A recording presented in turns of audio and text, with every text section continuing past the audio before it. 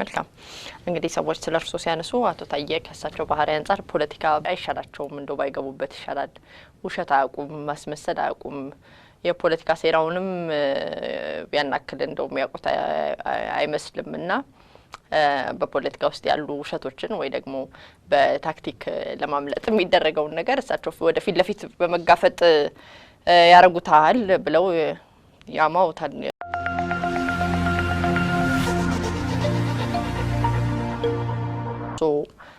ትንሽ በጣም ትንሽ ነገር ላንሳ በተደጋጋሚ ጊዜ ለእስር ተዳርገው ነበረ በዚህም የተነሳ ከተማሪ ቤት ጀምሮ ከዩኒቨርሲቲ ጀምሮ ሲያጋጥሙት የነበረ ችግር ተግዳሮት ነበረ ስንት ጊዜ ታሰሩ እንዴት ታሰሩ በኦነግ አባልነት በሚል ጥርጣሬ ነው የኦነግ አባልነስ ነበር ወይ በርግጥ በተደጋጋሚ ነው የታሰርኩት በድምሩ 10 አመት ታስሬያለሁ ያው የታሰርኩት በኦነግ አባልነት በመጠርጠር ነው ያው መጀመሪያ በዛ አካባቢ አባልነት መታወቂያ ባንወስድም ያሳቡ ተካፋይ ነበርን እንቅስቃሴዎች ነበሩ የተማሪዎች እንቅስቃሴም ነበረ ከዛ ጋር ተያይዞ የሚያሳስር ከህግ አንፃር ባይኖርም ግን ያው ታሰርኩ ማለት ነው አዎ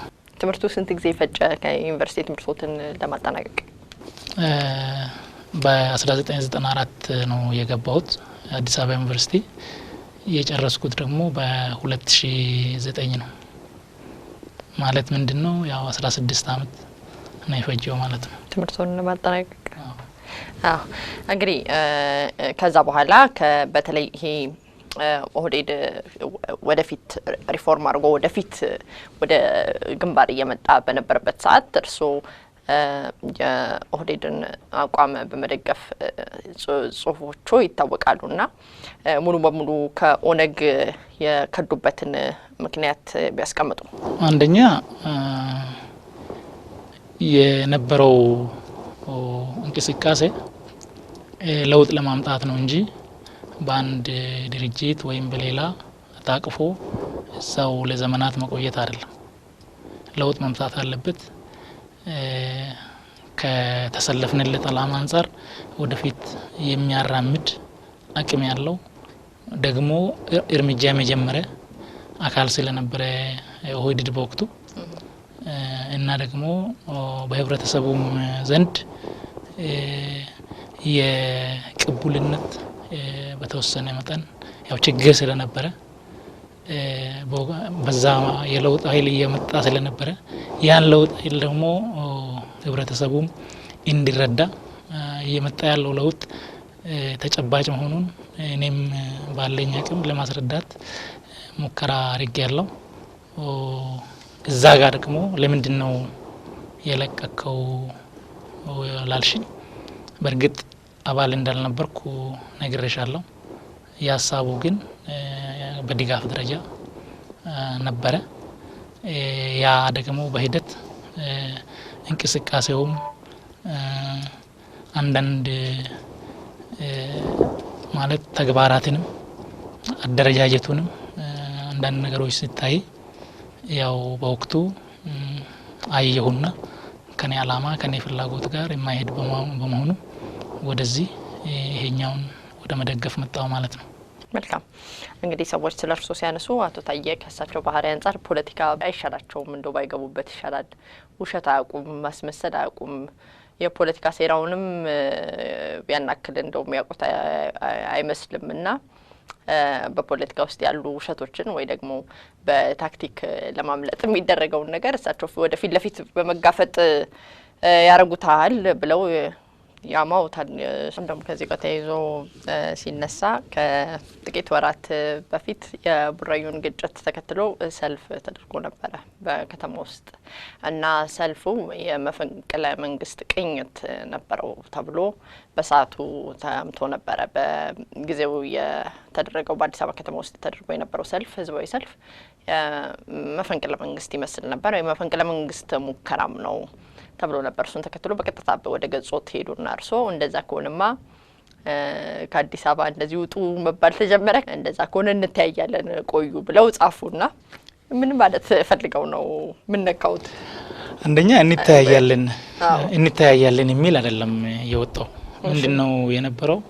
ቡራዩ ላይ ችግር ተከስቷል። በጋሞ ወንድሞቻችን ላይ ጉዳት ደርሷል። ያ እጅግ ያሳዝናል፣ አሳዛኝም ነው። በየትኛውም ቦታ ሊደረግ የማይገባ አስነዋሪ ነው። ግን ያ ብቻ አይደለም የሆነው። አዲስ አበባም ላይ ችግር ነበር በወቅቱ። ሰዎች ነገሮችን ለማውገዝ ከመርህ አንጻር አይደለም የሆነ ጥግ ይዘው አንደኛውን በመሸፈን ሌላኛውን በማጉላት እንደዛ አይነት ነገር አለ። አንድ እሱ ነው። ሁለተኛ ቡራዩ ላይ ችግር ከተፈጠረ ያው የቡራዩ ካንቲባ አለ፣ ቡራዩን በጸጥታም የሚመራ የፖሊስ ኃላፊም አለ፣ ጸጥታና አስተዳደሩም አለ። ተጠያቂነት መኖር ካለበት ከዛ አንጻር ነው መሆን ያለበት። ያንን እዛው ቁጭ በማድረግ ታከለ ኡማ ከስልጣን ይውረድ ነው የተባለው። አዲስ አበባ ላይ የተፈጣው ሰልፍ እዛ የነበረው ካንቲባ ለህግ ይቅረብ ቢባል እኔም አብሬ ነኝ። ግን እዚህ ሲመጣ ታከለ ይውረድ። እሺ የአዲስ አበባ የኦሮሚያ ክልል መስተዳድር ከአዲስ አበባ ይውጣ። ሌላም ያ ምንድነው? እዛ የሆነው ሌላ የሚጠየቀው ሌላ ነው። ከዛም በፊት ደግሞ ያ ሳይሆን በፊት ያ ሳይከሰት በፊትም የጻፍኩ ጽሁፍ ነበር። ይሄ ነገር ይሄ ግንቦት ሰባትና ኦነግ ሲመጡ በአንድ ወገን ግንቦት ሰባትን የሚደግፉ በሌላ በኩል ደግሞ ኦነግን የሚደግፉ በዛ መሀል ግጭት ተፈጥሮ ነበር። ይሄ አንደኛ መንገድ ላይ ባንዲራም ከመቀባት የፈልጉትን አርማ ይዞ በመውጣት ከዛ አንፃር የኔ ይታይ ያንተ ይታይ ይሄ ችግር አልነበረም። ባንዲራም ችግር አይሆንም፣ ችግርም ሆኖ አያውቅም። አንደኛ ሁሉም የፈለገውን መያዝ ይችላል እኔን እስካልነካ ድረስ፣ ሌላኛውን በዛው ማመን አለበት። ሁለተኛ የሚያስማማን ባንዲራ ተነጋግረን ይሄ ካላስማማን ሌላ ማምጣት እንችላለን፣ ወይም አሁን ካሉት አንዱን መምረጥ እንችላለን። ያ ችግር የለውም። ችግሩ የተጀመረውን የለውጥ እንቅስቃሴ ወደ ኋላ ለመመለስ የሚፈልጉ ባንዲራን ደግሞ እንደ ሽፋን በመጠቀም ይሄንን የሚያደርጉ አካላት አሉ። ስለዚህ ህዝቡ ይጠንቀቅ ብያለሁ። አሁን ቀጥታ ከቡራዩ ኬዝ ጋር ስትመለከች የሰዎቹ በእጅ አዙር የለውጡን አደናቃፊ ኃይሎች ወጣ ብሎ ታያለች ማለት ነው። አሁን ቡራዩ ላይ ችግር ከተከሰተ አሁን ቡራዩ ላይ ችግር የተፈጠረው የኦሮሚያ መንግስት እዚህ ቦሌ ላይ የፕሬዝዳንት ጽህፈት ቤት በመኖሩ ወይም እዚህ ሳር ቤት አካባቢ የመስሪያ ቤቶች በመኖራቸው ነው ወይ ተብሎ ማየት ይገባል ማለት ነው። ያ አይደለም። አሁንም ቢሆን እንደዛ ከሆነ ብዬ ያልኩት ጥያቄው የቡራዩ አይደለም፣ ጥያቄው ለተጎዱት ሰዎች መቆም አይደለም፣ ሌላ ጥያቄ ነው ከሚል አንጻር ነው።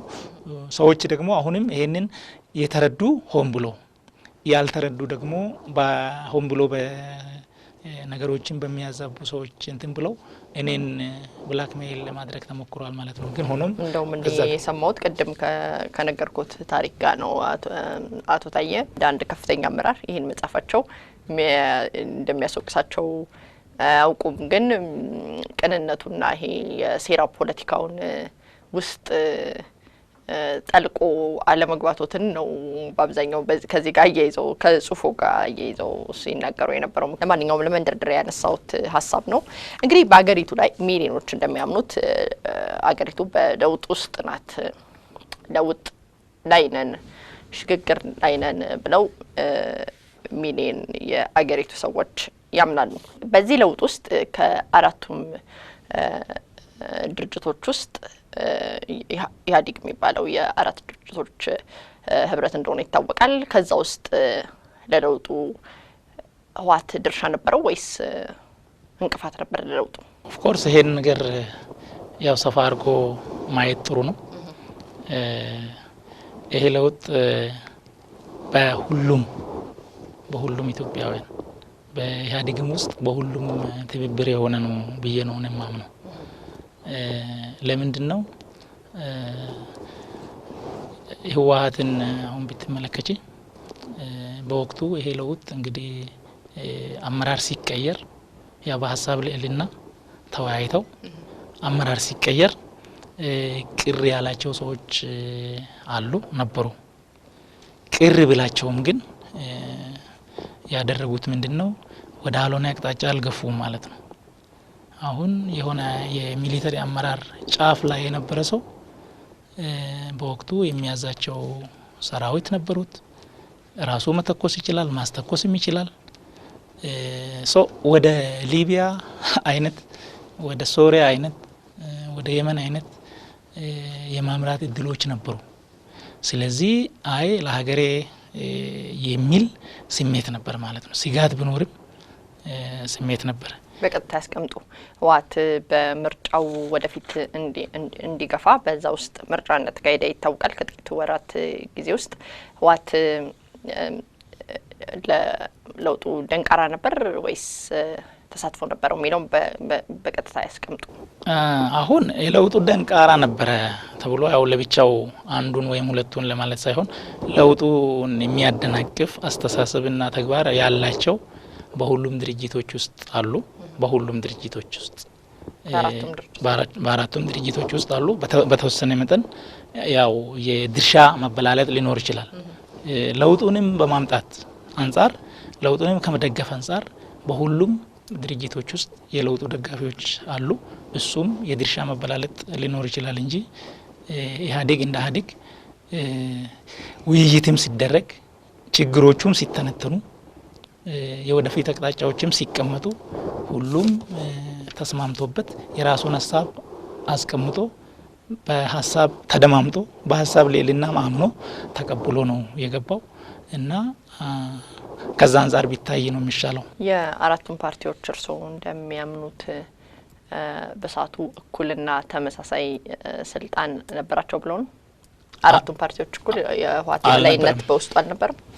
አይ እንደዛ አይነት ነበረ። ይሄ ምንም ማለት በብዙ ቦታዎች የሚታዩ ነው።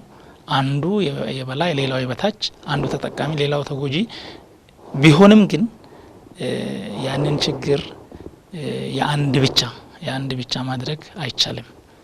ይሄ ትክክል አይደለም ብሎ መከራከርም የነበረበት ወገን አለ። አለመከራከሩ ያስጠይቋል።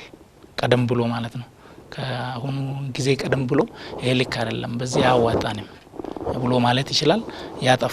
ያጠፋንም ማስተካከል ይቻል ስለነበረ በዛ አቅጣጫ ማየት ነው ጥሩ የሚሆነው። እሺ፣ የስልጣን ክፍፍሉና የስልጣን ድርሻው በኦህዴድ ብቻ የተጠቃለለ በኦዲፒ ብቻ የተጠቃለለና እኛን ያገለለ ነው ሲል የአማራ ክልል ቅሬታውን አቅርቧል። በዚህም አባሎቻችን እየቆዘሙ ነው። ኦሮማራ የሚለው አካሄድ ለተወሰነ ጊዜ ብቻ እስከ ምርጫው ጊዜ ብቻ የተጠቀሙብን ነው የሚለውን እንዴት ያዩታል? ይህ ትልቅ ቅሬታ አምጥቶባቸዋል። በዚህ አካባቢ አሁን ከስልጣን አንጻር የተነሳው ያው ካለው የህዝብ ፕሮፖርሽን ስልጣን በዛ ደረጃ ነው የሚለካው። ፓርላማም ሲካሄድ ሌላም አካባቢ ሲካሄድ ስልጣን በዛ ነው የሚታየው። አሁን ኦሮሞ ካለው ቁጥር አንጻር ብዙ ሚኒስቴሮች ብዙ እንደዚህ አይነት ይዟል የሚያስብል በእርግጥ እንዲሁ የሀሜት ካልሆነ በስተቀር እንዲያውም ካላነሰው በዛ የሚያስብል ነገር የለም ማለት ነው። ሁለተኛ ደግሞ ስልጣንን ስናይ በዛ አካባቢ ውሳኔ የሚወሰነው አንደኛ በካቢኔ ነው። ሁለተኛ ደግሞ በኢህአዴግ በስራ አስፈጻሚ ቢሆን በማዕከላዊ ኮሚቴም ቢሆን በዛ ደረጃ ነው የሚሆነው። ኢህአዴግ 4 ፓርቲ ነው።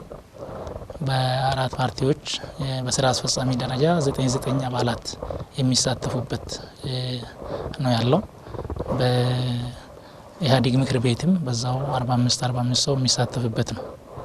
አሁን ይሄ ካለው የፓርቲዎች የአባላት ብዛት አንጻር ከሚወክሉት የህዝብ ብዛት አንጻር ይሄ ፍትሃዊ ነው የሚያዝብል ባይሆኑ እንኳ አሁን ያለው በዚሁ ነው። የተቀየረ ነገር የለም። ቁልፍ ቦታዎችን እኮ በደራሳችሁ ተቆጣጣራችሁ ነው የምትባሉት። ቁልፍ ቦታ ማለት ምንድን ነው?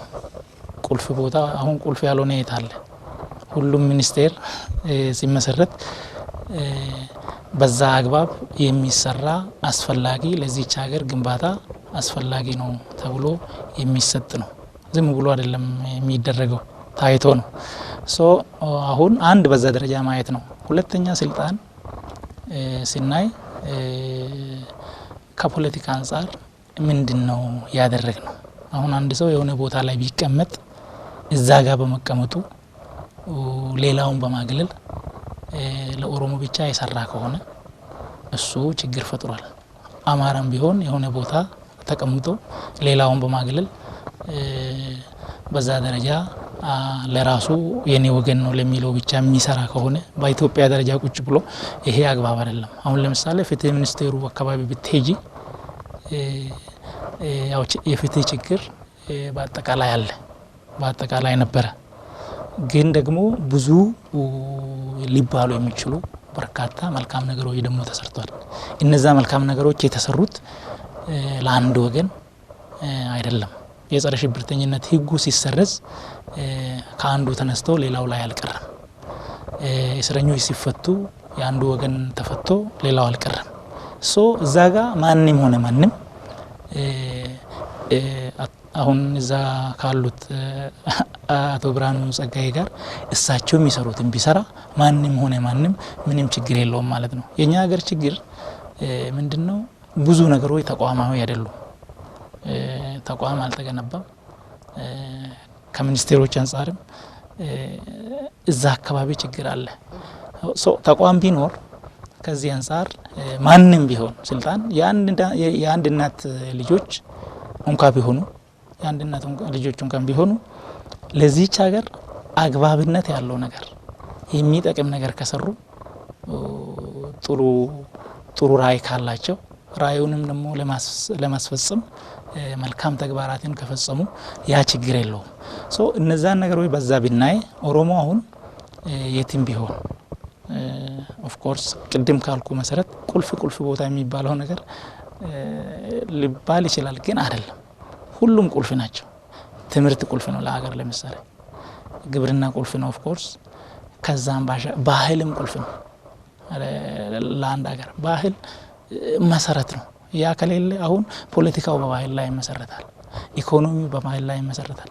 እዛ አካባቢ ሪፎርም አሁን ቻይና ትልቁ የቻይና አብዮት የመጣው በባህል አብዮት ነው። ካልቸራል ሪቮሉሽን ነው ያመጣው። አስተሳሰብን መቀየር ከዛ አንጻር ነው የሚመጣው። ሶ ሚኒስቴሮች ሲመሰረቱ ከዛ አንጻር መታየት አለባቸው።